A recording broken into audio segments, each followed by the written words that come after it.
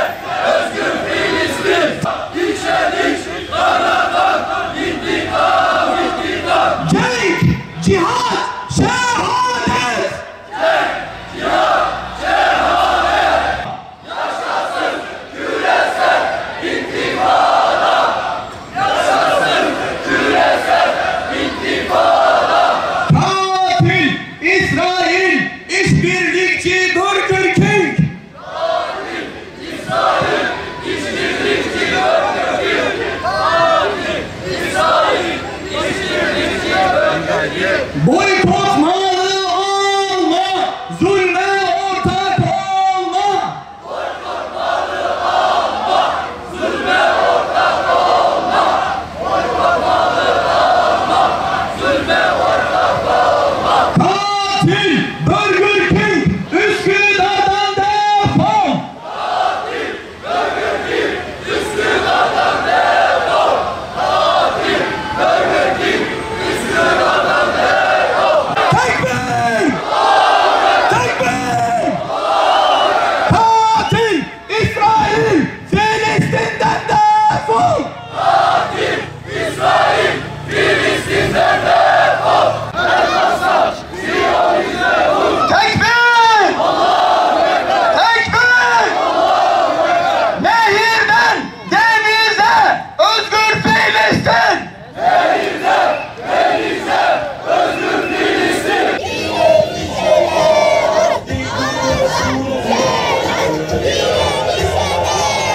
Bismillahirrahmanirrahim.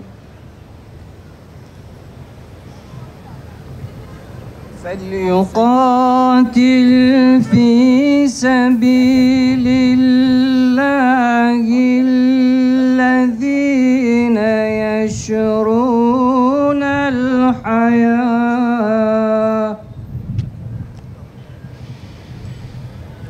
فليقاتل في سبيل الله الذين يشرون الحياة الدنيا بالآخرة. Müminler bir zulüm ve saldırıya uğradıkları zaman, bir bağye uğradıkları zaman birlik olup karşı dururlar. Biz burada yeni bir içtihat yapmıyoruz. Biz burada 40 kişiye vardıklarında hakkı, adaleti ifade etmek için Kabe'ye doğru yürüyen Resulullah Aleyhisselam'ın sünnetini devam ettirmek istiyoruz. Kardeşler, Filistin'de ve Gazze'de, yani Siyonist vahşeti ve ırkçılık cinayetini bizatihi yaşayanlar ve bu cinayetleri oluşturan Batı dünyası buradaki ırkçılığı da, Arjantin'den Türkiye'ye kadar lanetlemek için burada bulduğumuza inanıyorum. Bu konudaki peygamber sevdalısı ve Özgür Filistin platformunun bu toplantısını hayırlara vesile olmasını tebrik ediyorum. Bugün biz burada insanlık onuru adına, insanlık vazifesi adına toplanmış bulunuyoruz. Evet, sürekli olarak konuşuyoruz. 281 gündür Gazze'de bir vahşet ölçü tanımadan, insanlık tanımadan, sınır tanımadan devam ediyor. Vahşetin her türlüsü sergileniyor. Hastaneler vuruluyor. İbadethaneler vuruluyor. Daha 1-2 gün önce gençler sahada futbol oynarken katledildiler. İnsanlar secde halindeyken vahşice katledildiler. Yani Gazze'de öyle bir soykırım, öyle bir insanlık suçu vardır ki belki bundan sonra da tarihte nadir ve benzeri görülmeyecek olan bir vahşet söz konusudur. Ve biz diyoruz ki bir yerde insanlık onuru çiğneniyorsa, bir yerde çocuklar vahşice katlediliyorsa, parçalanıyorsa, öldürülüyorsa orada ayağa kalkmak bütün insanların en asli vazifesidir. Şarktan garba kadar yeryüzünün her tarafında, doğusunda, batısında, kuzeyinde, güneyinde her tarafta ayağa kalkmak bütün insanların en asli vazifesidir. Zulmün olduğu yerde, insanların ezildiği yerde, insanlar ey Müslümanlar neredesiniz diye bizi yardıma çağırdığı zaman bilesiniz ki hepimiz sorumluluk altındayız. Hepimizin bütün imkan ve kabiliyetiyle o mazlumların, mustazafların yardımına koşması lazım. Tekbir! Tekbir! Bir yandan Gazze'deki insanlar imtihan olurken bir yandan Müslümanlar imtihan oluyor. Her iki taraftan bütün insanlık imtihan oluyor. Yani bu imtihanın bir yönü bize bakıyor. Rabbim bizi imtihan ediyor. O halde biz şunu demek yerine Ya Rabbi ebabillerini gönder. Ya Rabbi Gazze'li kardeşlerimizi kurtar demek yerine evet elbette ki dua edeceğiz. Bunun yerine fiili ve kavli duayı beraber yapmamız lazım ve Gazze'li kardeşlerimizin yanında durmamız lazım. Birisi eğer ki bir suç işlemişse zaten kanunlar karşısına çıkarılıyor ve bu insanlar yargılanıyor, cezaevine atılıyor.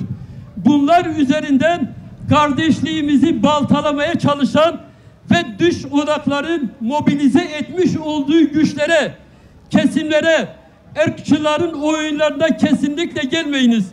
Biz diyoruz ki biz Müslümanız. Mazlumlar bizim kardeşlerimizdir. Kesinlikle ırkçıların oyununa gelmeyiniz.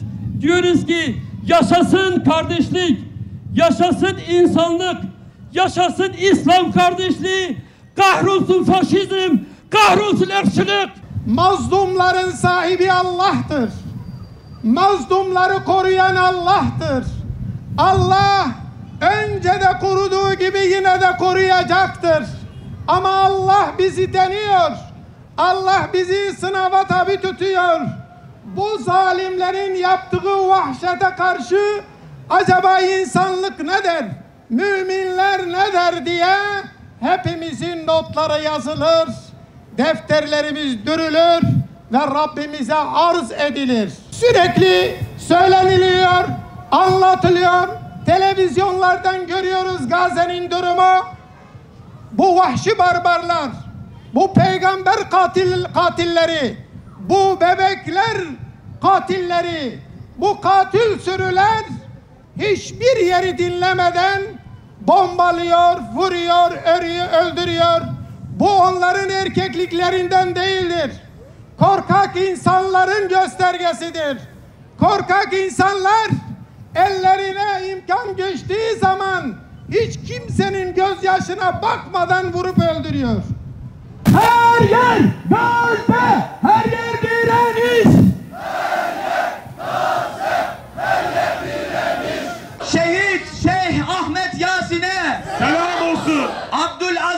Frantisi'ye selam olsun. Muhammed Dayfa, Selam olsun. Allah'ın aslanı Ebu Ubeyde'ye, Selam olsun. Siyonist zulme sessiz kalmayıp bu meydanları dolduran duyarlı Filistin sevdalılarına Selam olsun. Esselamu Aleyküm.